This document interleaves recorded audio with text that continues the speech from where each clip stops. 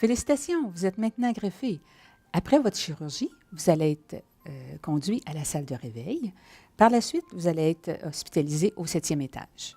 À votre arrivée au 7e étage, ne surprenez pas, vous allez avoir plusieurs solutés.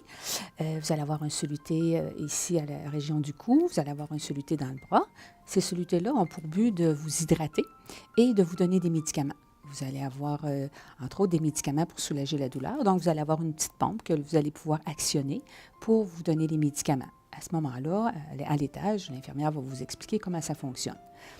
Et vous allez avoir aussi des exercices respiratoires à faire.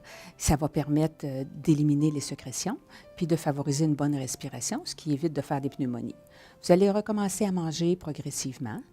Vous allez aussi avoir au bas du ventre un pansement pendant quelques jours.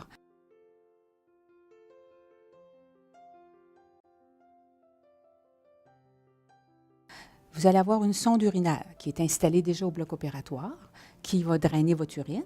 Vous allez la garder pendant 5 jours pour permettre la guérison de la vessie. On va vous avoir installé aussi des bas supports qui ont pour but de favoriser la circulation, d'éviter de faire des thrombophlébites. Le premier levé sera fait le lendemain de l'opération, c'est-à-dire 24 heures après votre opération.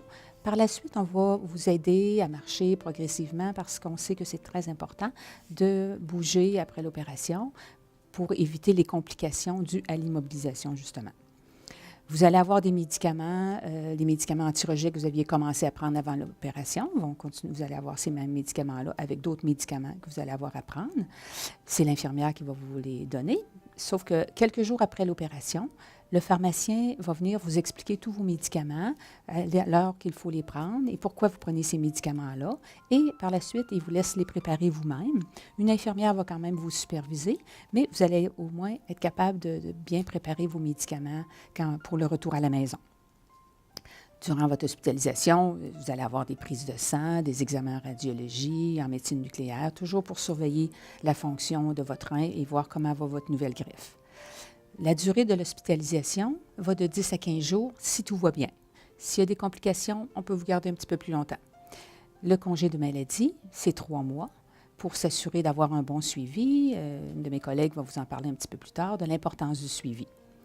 Durant l'hospitalisation, il est permis d'avoir des visiteurs, mais on limite à 1 ou 2 le nombre de visiteurs pour vous permettre de vous reposer, mais aussi parce que votre système immunitaire, avec les médicaments anti-rejet, est un peu affaibli, ce qui fait en sorte que vous pourriez être plus sujet aux infections.